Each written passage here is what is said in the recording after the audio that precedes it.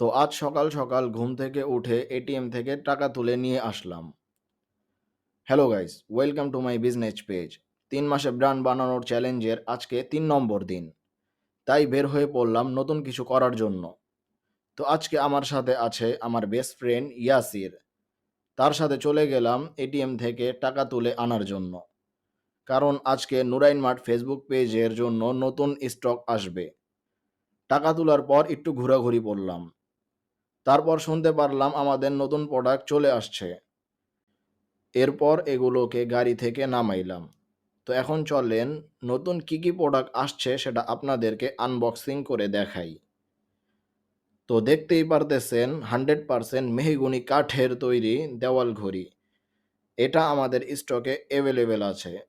যাদের লাগবে তারা এখনই নুরাইন মার্ট ফেসবুক পেজে ইনবক্স করুন।